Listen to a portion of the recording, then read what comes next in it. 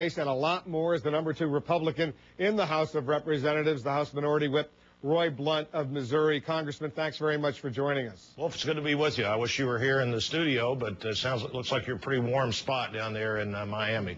It's warmer here than it is there. All right, let's talk a little bit we'll talk about politics in a moment. I want to get your reaction to what we just heard from the chairman of the House Intelligence Committee, Sylvester Reyes. He said at the end of that interview, and you heard him say that he thinks within a week there will be a resolution of this dispute between the White House and the House of Representatives over surveillance, the Foreign Intelligence Surveillance Act, and work out an arrangement along the lines perhaps what the Senate has already done. Are you that optimistic that within a week this whole matter of intelligence eavesdropping can be worked out?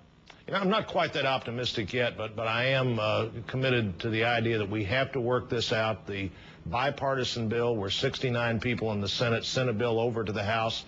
It's clear that there's a bipartisan majority in the House to pass that bill. At least 21 Democrats have written the Speaker and said, bring this bill to the floor. I think there are another 30, there are another 10 at least on that involved with that group now, and really the country is not as safe as it was a few weeks ago, because the old law written in 1978 just simply doesn't work with today's technology, and will quickly be back into the same backlog that we were in before we passed the Protect America Act the 1st of August, and we've had 6 months of unfettered intelligence to foreigners in foreign countries. Remember, no person in the United States can be listened to when they make a call or send an email without a warrant. If we knew a known terrorist was in the United States and we knew they were going to be contacting Osama bin Laden, to listen to that call, to look at that email, you'd have to get a warrant. This is all about foreigners in foreign countries. Let me interrupt, Congressman. There is a provision that you could go ahead and listen, and then later you can come back and get that warrant if there's an emergency and you got to listen to that conversation. There is the authority to go forward and only later come back and get the warrant. You know, the authority's there, but nobody thinks the authority really works in the time frame you need it to work. And even if it did, you would quickly get covered up, just like we were covered up under the old law by the end of July, to where they were 300+ cases behind. All our analysts were spending their time trying to make the case that we needed warrants on foreigners in foreign countries rather than listening to what was going on. And the system just is not designed to work, and everybody knows that. Our friends on the other side, as Chairman Reyes just said, are willing to give ongoing liability protection. Nobody is alleging that anybody did anything knowingly inappropriate in the past. It's easy to solve this problem if the Democrats decide they want to solve it. The Senate proved it was easy, and enough Democrats in the House believe it's easy, that it's just up to the leaders to do this. Well, you heard the chairman of the Intelligence Committee say he thinks it can be done within a week. We'll see what happens in this week. I want to show you a picture, Congressman. The president of Iran, Mahmoud Ahmadinejad, is now getting the red carpet treatment in Baghdad. He's an official visitor right now. This is the first time we've seen this kind of situation going back many years during the Iran-Iraq War. This is pretty unusual to see President Talabani hugging and kissing the president of Iran. And here's the question a lot of Americans are going to be asking. Is this why the United States went to war in Iraq? Nearly 4,000 U.S.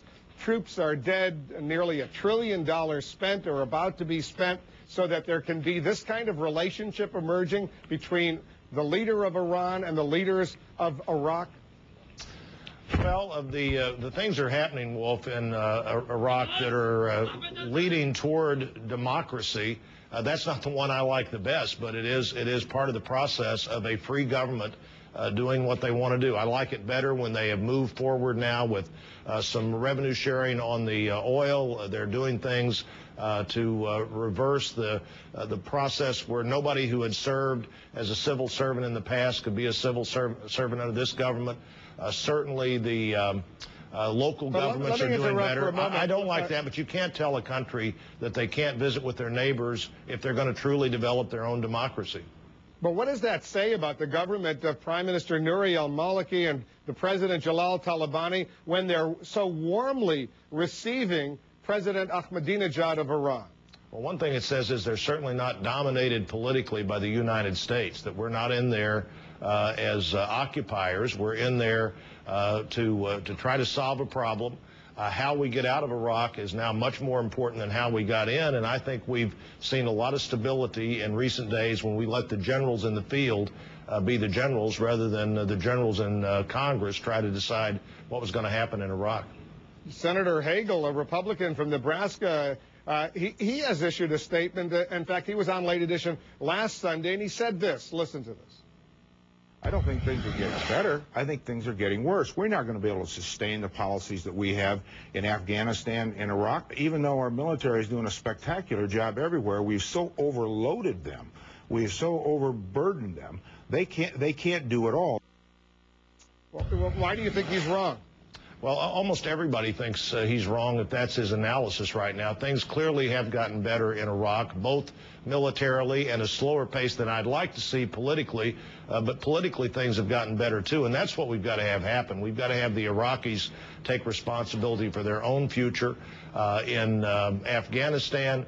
Our efforts there, the efforts of our allies, need to be whatever is adequate to do the job. And frankly, our NATO allies have been disappointed in Afghanistan in recent days. That's why we've had to send a few more troops in, and we're continuing to work with our allies to get them to do their job in the war that everybody appears to be supportive of, but nobody but us and a couple of other countries seem to want to really be part of.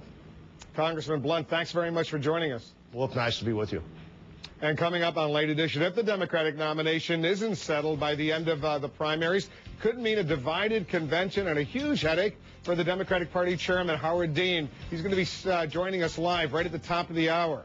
Much more coming up right here on Late Edition.